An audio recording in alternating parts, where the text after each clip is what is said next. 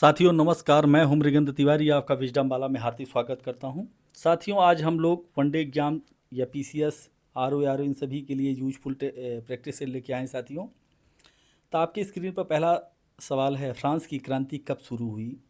देखिए, क्रांतियों का जब भी एक बात आप जान लीजिएगा कि जब भी किसी निर्माण की बात होती है तो विध्वंस जरूर होता है।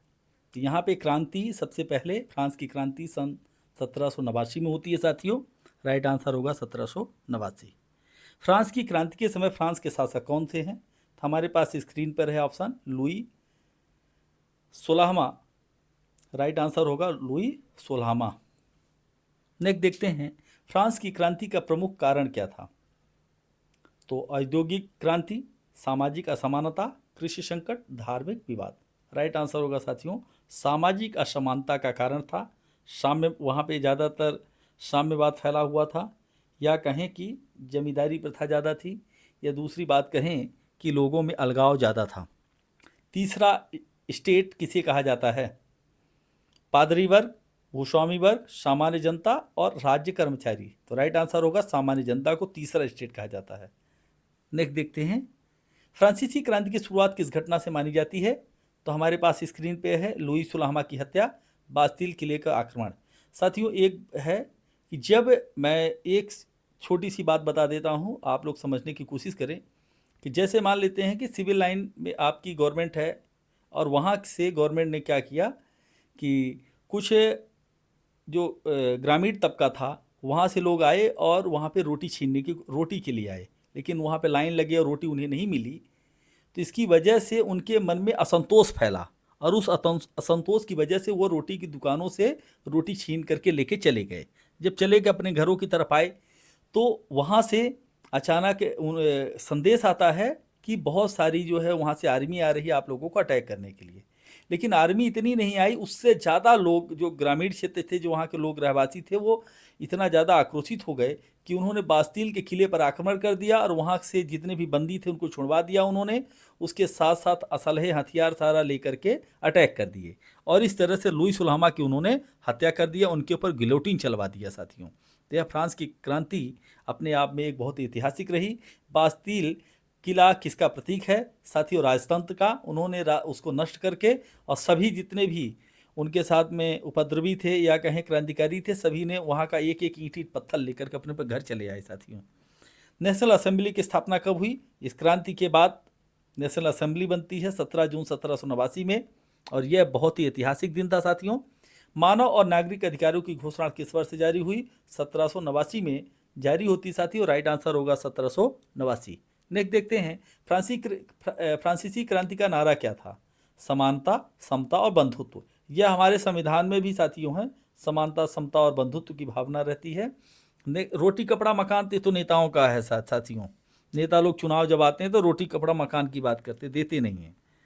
तो फ्रांसीसी क्रांति के दौरान संविधान कब अपनाया गया, तो हमारे पास स्क्रीन पर है 1791 में अपनाया गया। 1789 में क्रांति होती है साथियों।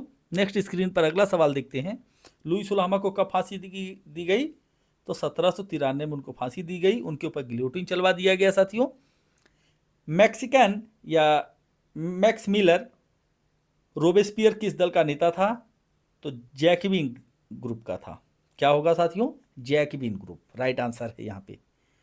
आतंक का युग किसने शुरू किया, रोबेस्पियर ने आतंक का युग शुरू किया साथियों। राइट आंसर है वो होगा रोबेस्पियर। नेपोलियन बोनापार्ट ने सत्ता कब संभाली, स्क्रीन पर है 1795। 1799 में नेपोलियन बोनापार्ट ने सत्ता संभालते हैं और नेपोलियन ने लगभग यूरोप में बहुत सारे क्षेत्रों पर अपना कब्जा जमा लिया था साथियों। नेपोलियन किस प्रकार सत्ता में आया, तो सैन्य तख्ता पलट करके।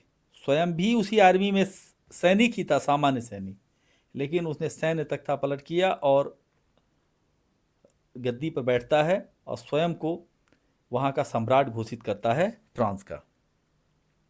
बास्तिल दिवस किस दिन मनाया जाता है, 14 जुलाई सन 1789 को क्रांति हुई और 14 जुलाई को ही बास्तिल दिवस के रूप में मनाया जाता है साथियों। 26 जनवरी भारत इस दिन गणतंत्र बनता है।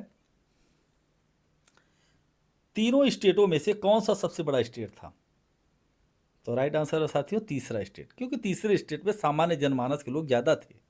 तो जहाँ ज़्यादा पब्लिक होगी वहीं पे ज़्यादा होगा। क्रांति के दौरान फ्रांस को किसने बदला गया? फ्रांस के क्रांति के दौरान फ्रांस को किस में बदला गया? तो गणतंत्र में बदला गया। उसके पहले किस में था साथियों? राजशाही था, राजतंत्र था।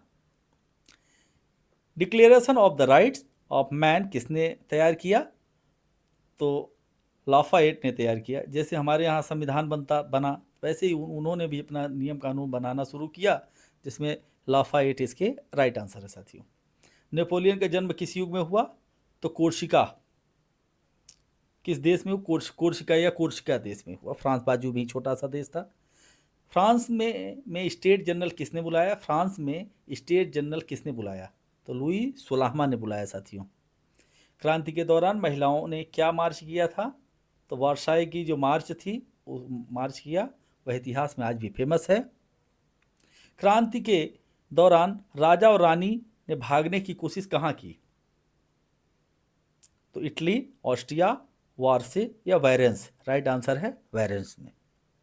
क्रांति के समय सबसे महत्वपूर्ण दस्तावेज कौन सा था? मानव अधिकारों की घोषणा। और इस दिन फ्रांस के जो सामान्य जनमानस के लोग थे उनको भी यह अधिकार प्राप्त हुआ साथियों। किसी ने राजा राज्य कहा। लुई सोलहवां ने कहा कि राजा ही राज्य है। तो राइट आंसर होगा लुई 14वां। लुई 14वां ने राजा और राज्य एक ही कहा अपने आप को। रूसो की किस पुस्तक ने क्रांति को प्रभावित किया? साथियों, जो दस्तावेज होते हैं, जो पुस्तकें होती हैं, जो हमारे कहते हैं कि किताबें, वो शांति कहते हैं कि आसानी से पूरी दुनिया में क्रांति फैला देती हैं। तो सोशल कॉन्ट्रैक्ट रूसो की पुस्तक थी, जिसने पूरे रूस में कहें कि फ्रांस में क्रांति फैला दिया साथियों। फ्रांसीसी क्रांति का प्रभाव भारत में किस पर पड़ा? टीपू सुल्तान पर पड़ा।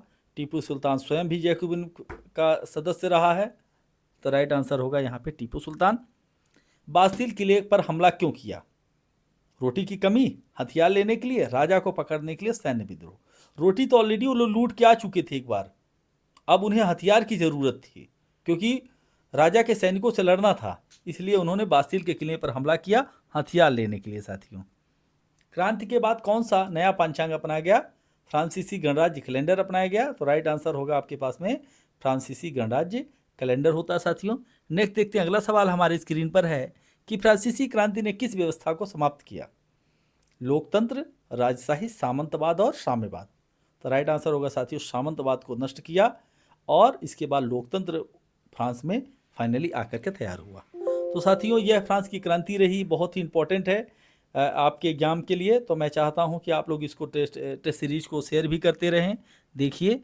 और आपको अभी रूस की क्रांति, चीन की क्रांति, यूएसए की क्रांति और गौरवपूर्ण क्रांति इंग्लैंड की क्रांति तथा 1857 की क्रांति, सारी क्रांतियां हम लोग अगले टेस्ट सीरीज में लेके आएंगे। थैंक यू साथियों।